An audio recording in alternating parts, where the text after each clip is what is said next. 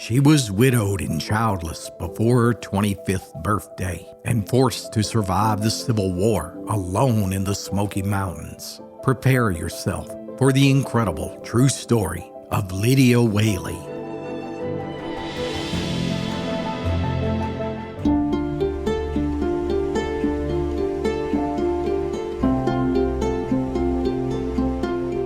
Our story begins in 1840 in a small hidden valley tucked away on the Tennessee side of the mighty Smoky Mountains. White settlers had only arrived just a few decades earlier and found this dense forest thick with sugar maple trees. The land itself was rich and fertile and well suited for growing corn, with a crystal clear creek that wound its way straight through the heart of the valley like a silver ribbon. The families who settled here named this enchanted place the Sugarlands. For each spring, they tapped the maples and boiled down the sap to make syrup and sugar, drawing sweetness from the wilderness itself. It was here that a little girl named Lydia Kerr was born and raised, one of 10 children in a hard-working mountain household. Her father was a first-generation Scottish American and a deeply religious man who read aloud from the Bible to his children each night by the firelight. Most mountaineers of the era had little use for book learning, mostly because they believed that children were meant to serve as unpaid farmhands. But Lydia's father thought differently. He believed that education, it was a gift from God, and he proved it by donating land to build the first school in the Sugarlands. There, Lydia and her brothers and sisters learned arithmetic and writing from traveling teachers with their sheepskins from faraway colleges who rode in on horseback from the flatlands. And because the schoolhouse stood on the family's own farm, those youngins could still tend to their daily chores before and after those lessons.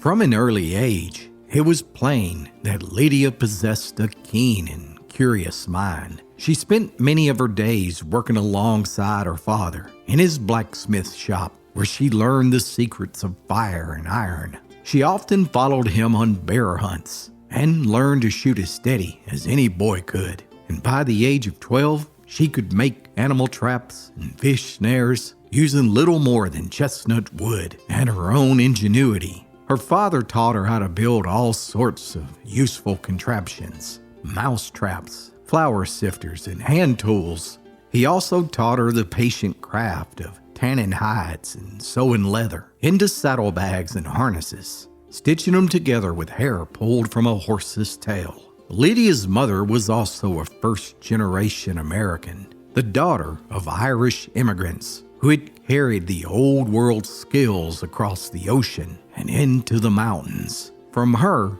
Lydia learned how to spin wool and cotton into beautiful quilts and coats, which were dyed in bright, lasting colors by soaking the cloth in the juices of roots and wild berries. Her mother also taught her how to weave baskets by bending slender strips of willow into intricate designs. Between her parents, Lydia was prepared in every way, spiritually by faith and physically by skill. Simply put, there was very little in this world that Lydia couldn't do for herself. By 1860, the mountain girl was 19 years old and had fallen in love with a young man named John Whaley. And although John was only 17, he already had a reputation as a fearless hunter and a skilled blacksmith. At just 15 years of age, he had survived a brutal attack from a black bear, during which the animal broke John's neck in the struggle. Somehow, John lived through the ordeal and miraculously was neither killed or permanently paralyzed. However, because of the injury, he would never again be able to turn his head fully straight, and for the rest of his life, he walked with his face held slightly to the right. Still, the couple proved to be a perfect match for one another, and in the winter of 1860, they said their vows and were stitched together as one. Then John built a small cabin for his new bride on the banks of Holly Creek, just over the mountain from Lydia's childhood farm in a place called Gatlinburg. Now, back in those days, folks didn't waste time on honeymoon nonsense. Instead, they got straight down to the business of raising a family. And by 1864, Lydia and John had brought a baby boy and a baby girl into this world. But the winds of change were sweeping across America, and before long, news of a war had made its way over the mountains. That's right, there was no place immune from the Civil War, and the mountaineers of East Tennessee, well, they were bitterly divided over the conflict. Even those that tried to remain neutral often saw their farms raided by both Union and Confederate troops. John watched as neighbors had their horses stolen and their hogs slaughtered by a Confederate band of guerrillas made up of Cherokee fighters and white men who fought side by side and were known as Thomas's Legion, and they were terrorizing the highlands. John had seen enough, and he knew he had to act before his family became their next victims. And so, John Whaley joined the Union Army.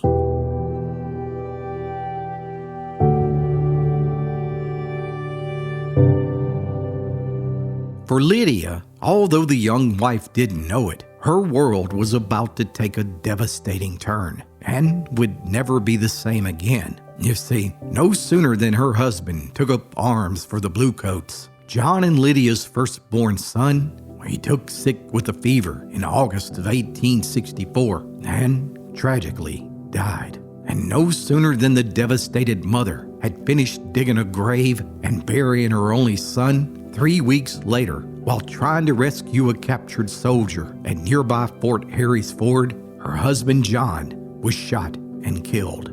The next day, John was carried back by wagon to Lydia, where she lovingly bathed his earthly body and then buried him next to their son. Standing there on a hill with her 1-year-old daughter cradled in her arms, Lydia opened her Bible and read from Psalms 23. Yea, though I walk through the valley of the shadow of death, I will fear no evil, for thou art with me. Devastated, Lydia gently placed a field stone over the fresh dirt and bid her husband goodbye, completely unaware that she was pregnant with his unborn child. The next year was filled with many dark days. Soldiers from both sides stole Lydia's horse, killed her chickens, and often burst into her cabin at gunpoint, demanding whatever food she had managed to save. The frightened young mother learned to hide her milk cow high on the mountainside above her home and to tuck potatoes beneath the floorboards where prying eyes might not think to look. Still, she refused to give in to despair. Taking up John's old rifle, Lydia began hunting down her own meat and setting fish traps along the creek, hauling her catch into the loft and covering it with straw whenever rumors of soldiers moving through the valley reached her ears. Most of her nights were spent listening for bootstraps on the trail and praying that the latch on her door wouldn't be lifted before morning. 5 months later, in the heart of a bitter snowstorm in February of 1865, with no midwife to help her, Lydia brought a baby girl into the world by the light of the hearth fire. And this child would grow up never knowing her father's face or the sound of his voice, only the stories that her mother would one day tell her. Lydia wrapped the newborn in a faded quilt and wept for the fragile life that she now had to protect. Mercifully, 3 months later, the Civil War finally came grinding to an end. The guns fell silent, and the soldiers drifted away from the mountains, leaving behind empty fields, broken homes, and a valley scarred by hunger and fear. For Lydia, this newfound peace didn't mean rest. Instead, it meant starting over with 2 small children, a ruined farm, and nothing but her own strength and faith to guide her forward. Now, most folks assume that Lydia would just find herself a new husband. After all, she was just 25 years old, and most women needed a man to survive back in those days. But not Lydia. You see, it almost seemed that destiny had been preparing her for this moment for all her life. And I can tell you right now that she didn't back down. She was bound and determined to make it on her own. And what happens next would make Lydia Whaley one of the most legendary women in American history.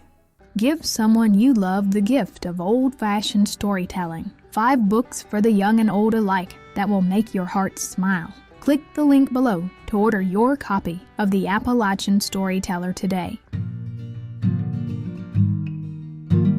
That's right.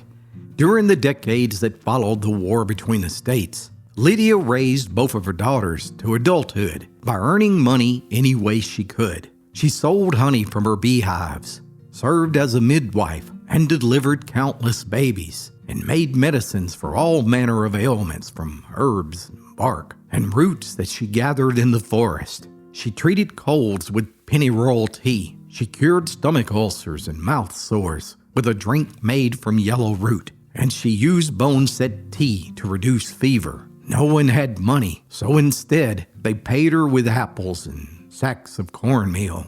And each time an elderly person passed away in Gatlinburg, it was Lydia whom the community called to lay out the dead and to prepare them for the burial.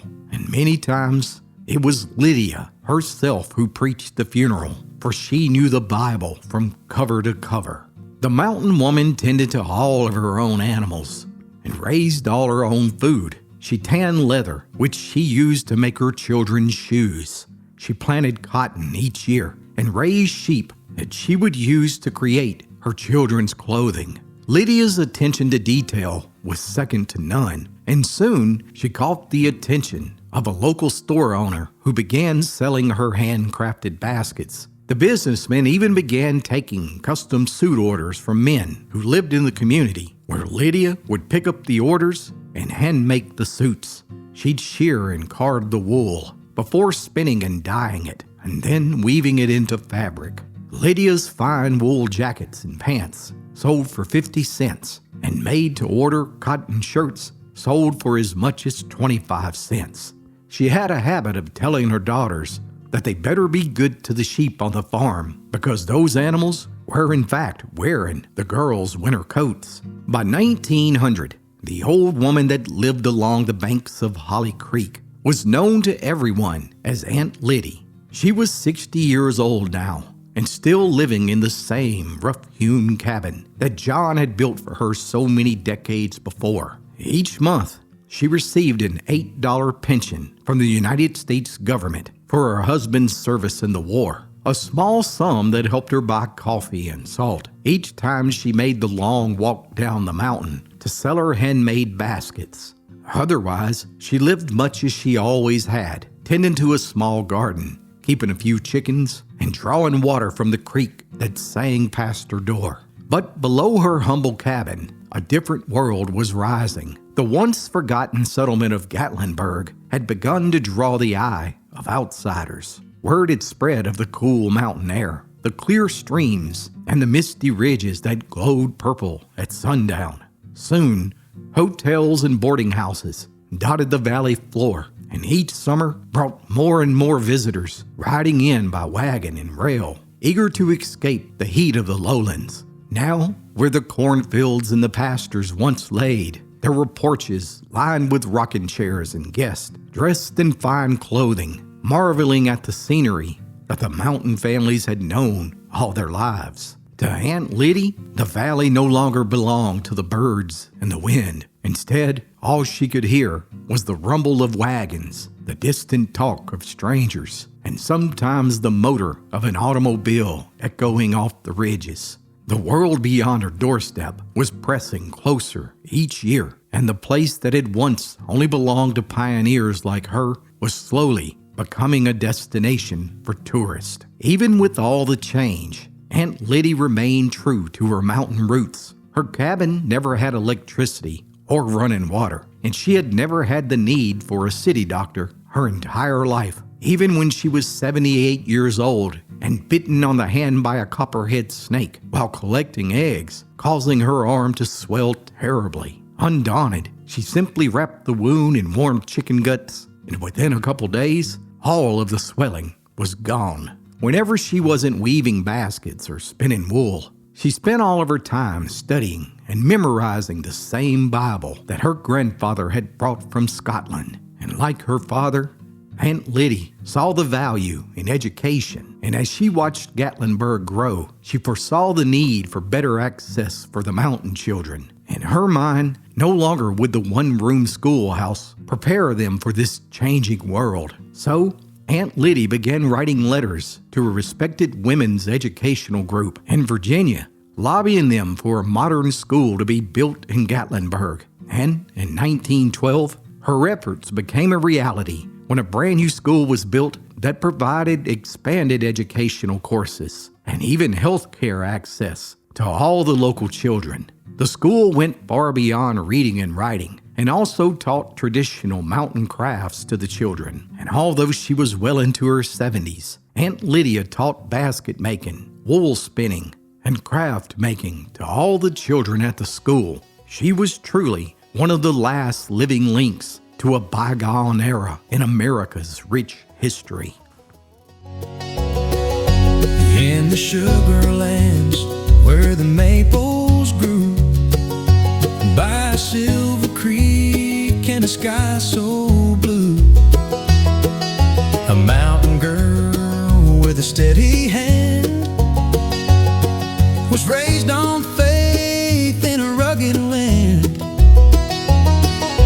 Fire and iron, needle and thread, books and the Bible by candlelight read. Oh, sweet Lydia, mountain strong, faced her sorrow and carried on.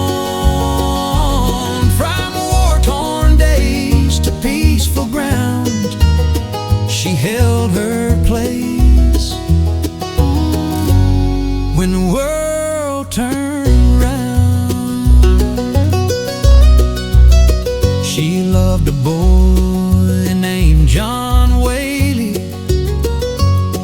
bare-scarred neck, but brave as could be. Built her a cabin by Holly Creek, in a winter's week. Then drums of war came one day, came and swept her world away. Oh, sweet Lydia, mountain strong, faced her sorrow and carried on. From war-torn days to peaceful ground, she held her place when the world turned round. On a cold morning in 1926, at 86 years old, Aunt Lydia passed away peacefully in the small cabin that she had lived in her entire life.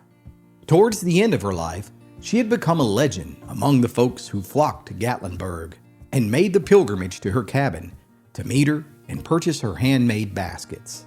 It's said that she sold over 5,000 of them and gave all the money to her two daughters to help them buy farms of their own. Today, Aunt Lydia's baskets can be found in museums all across the southern Appalachians, and they're centerpieces in collections in many universities and command top dollar whenever one of them finds its way to an auction. So there you go, my friends. Now you know the rest of the story of Aunt Litty, a woman whose life was shaped by loss, faith, and overcoming. She truly was someone who asked very little of this world, but she gave it everything she had. Today, most folks have completely forgotten about her. But if you ever find yourself in Gatlinburg, I encourage you to drive just a little bit off the beaten path and take Ski Mountain Road that runs towards the ski resort up in Ober-Gatlinburg. And down at the base of the mountain, there's a small creek that once ran behind Aunt Lydia's cabin, and it still runs today. And although her cabin was torn down many years ago, if you listen close enough, you can still feel her spirit. Thanks so much for watching this episode. I look forward to reading your comments below. As always, Be sure to like and subscribe for more true stories from Appalachia's past.